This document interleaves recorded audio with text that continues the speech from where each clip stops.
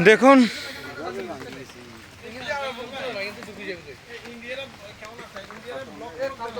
দেখুন ভাইরা, এটা হচ্ছে ফেনী নদী। এপারে বাংলাদেশ, ওপারে ভারত। আর বাংলাদেশের করুণ অবস্থা দেখেন, শুধু নদীর পার শুধু ভাঙতেছে। দেখেন ভাঙি ভাঙি কি অবস্থা, দেখেন সব ভাঙি শেষ। শুধু বাংলাদেশের পার ভাঙি ইন্ডিয়া গড়ে। দেখেন ইন্ডিয়ার শহর সৃষ্টি হতেছে বাংলাদেশের পারগুলো ভাঙি ভাঙি। দেখেন ভাইরা, এটা হচ্ছে রামগড় ফেনীর কুল।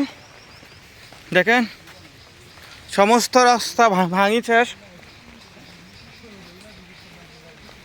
ফেনীর কুলের রাস্তার করুণ অবস্থা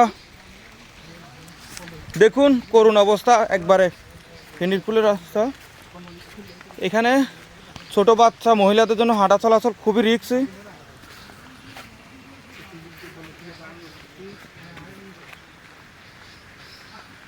দেখুন কি অবস্থা,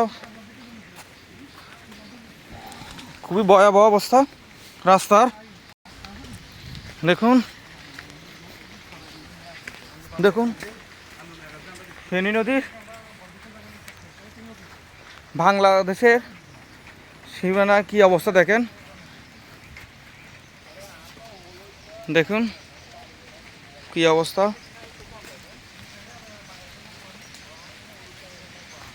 নদীর পার ভাঙি ইন্ডিয়া শহর সৃষ্টি হতেছে। দেখেন ওপার হচ্ছে ইন্ডিয়া আর এপার বাংলাদেশ।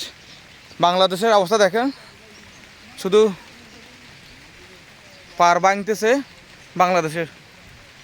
যতটুকু যাইতেছে এতটুকু সম্পূর্ণ ভাঙা। মনে হয় এরকম আর দুই একটা যদি বন্যা সৃষ্টি হয় বাংলাদেশে, এ রামগড় ফেনীর কুলের অস্তিত্ব মনে হয় আর খুঁজে পাওয়া যাবে না। এটা ভাই একটু কিছু বলবেন? আসসালামু আলাইকুম। আমাদের ফেনীকুল ৮ নং ওয়ার্ড নদীর পাড়ে যারা আছে তাদের দুর্ধর অবস্থা। এবং দেখেন কি অবস্থা, নদীর সব ভাঙ্গনে সব নিয়ে গেছে। এখানে যদি অতি সত্বর ব্লক না বসায় তাহলে আমাদের বাংলাদেশ আরও তলিয়ে যাবে। যে ইন্ডিয়া শুধু ফুটতেছে, যে বড় হইতেছে ইন্ডিয়া, বাংলাদেশ শুধু ভাঙতেছে। ধন্যবাদ।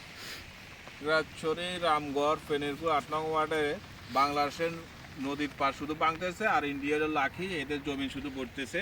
ইন্ডিয়ার দেখেন দেখেন জায়গা সম্পূর্ণ পূর্ণ হইতে আর আমাদের বাংলাদেশের সম্পূর্ণ জায়গা ভেঙে ইন্ডিয়া পূরণ হইতেছে। এটা একটু সবাই দেখবেন এবং আমাদের জন্য কিছু করা যায় কিনা ব্লক বসানোর জন্য একটা ব্যবস্থা করা দরকার। নাহলে আমাদের বাংলাদেশের সব জায়গায় ইন্ডিয়াতে যাই অ্যাড হয়ে যাবে। ধন্যবাদ ভাই আপনাকে।